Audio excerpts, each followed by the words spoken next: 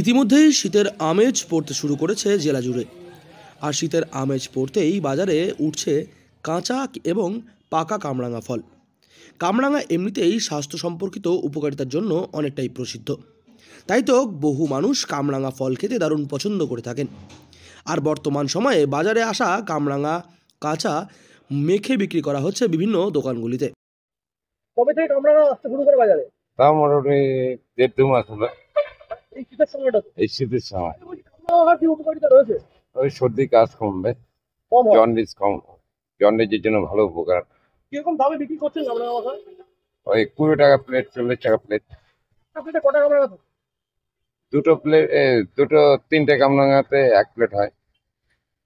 কবে থেকে বিক্রি করেন এরকম কামরাঙা? তাও তো এবছর তাও ২০ দিন থেকে বিক্রি হচ্ছে। জেলা কোচবিহারের একাধিক দোকানে বিক্রি হচ্ছে কাঁচা কামরাঙা মাখা।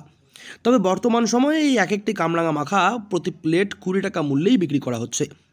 ৩টি কামরাঙা মেখে দেওয়া হচ্ছে এক একটি প্লেটের মধ্যে, যার ফলে প্লেটগুলি দেখতে হয়ে উঠছে আকর্ষণীয়। মানুষজন সুস্বাদুভাবেই এই কামরাঙা মাখা চেটে পুটে খাচ্ছেন। তবে আদৌ এই কামরাঙা মাখাগুলি স্বাস্থ্যের জন্য উপকারী কিনা সেই বিষয়ে আগে জেনে নেওয়া উচিত।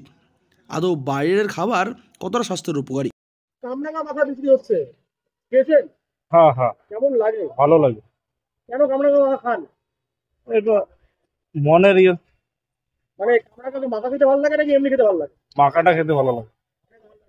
কামরাঙা খেলে কি কি উপকার পাওয়া যায় এটা জানা নেই। জানি। এমনি তো কামরাঙা খেলে পরে মানে এখন সব প্রাকৃতিক উপকার রয়েছে অনেকটাই। তো এই সময় কি কামরাঙা মাথা বেশি পাওয়া যায় নাকি মানে অন্য সময় পাওয়া যাবে? এই সিজনটাই পাওয়া যায়। এই সিজনে বেশি পাওয়া যায় না। দাম কিরকম নিচ্ছে? দাম ২০ টাকা। অভিজ্ঞ চিকিৎসকের মতামত, এই কাঁচা কামরাঙা মাখা বাড়ির বাইরে থেকে কিনে না খাওয়াই ভালো। কারণ বাইরের কাটা ফলের মধ্যে একাধিক আনহাইজিনিক ব্যাপার স্যাপার থাকে, যা কিন্তু স্বাস্থ্যের সম্পর্কিত উপকারিতার বদলে অপকারিতাই বেশি করে থাকে।